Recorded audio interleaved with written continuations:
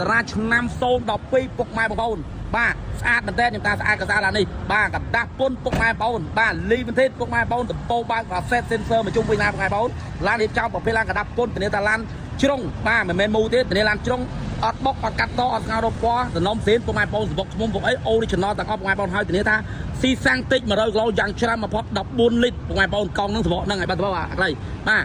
កង់នឹងសបកនឹងទៅស៊ីទៅ14លីត្របងប្អូនបាទប្រភេទឡានប៉ងមួយពុកម៉ែបងប្អូនឡានស្អាតមែនទែនបាទអស់ទាស់មកឡាននេះបាទប្រភេទឡានលេងទេ012ពុកម៉ែបងប្អូននេះបាទ sensor ពលិមចកោតគឺក្នុងស្អាតមែនទែនពុកម៉ែបងប្អូនហើយដបោបើទៀតបាទអាប់ដេតឲ្យអីជួយអមខាងខាងមញ៉េ GVL មកសេតប្រភេទឡាន012ពុកម៉ែបងប្អូនបាទប្រភេទឡាន012បាទពុកម៉ែបងប្អូនមួយរយៈនេះត្រូវប៉ាន់អាពណ៌ខ្មៅយកទៅលេងទៀតក៏បានចង់លេងខ្ពស់ក៏បានអាប់ដេតមក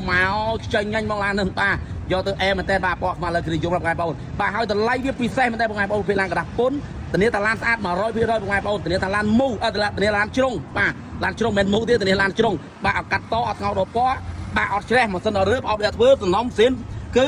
សបុកខ្ញុំផ្សេងអូរីជីណលទាំងអស់បងប្អូនបាននេះអែមែនតើបងប្អូនហើយអែមែនតើអាប់ដេតឡើងមកឲ្យទិញទៅធានាថាបងប្អូនfree មកចប់បងប្អូនតាំង license តាំងផ្លាកលេខមកសេតបងប្អូនចំពោះតារាមួយគ្រឿងនេះបងប្អូនបាទអរគុណច្រើនបាយ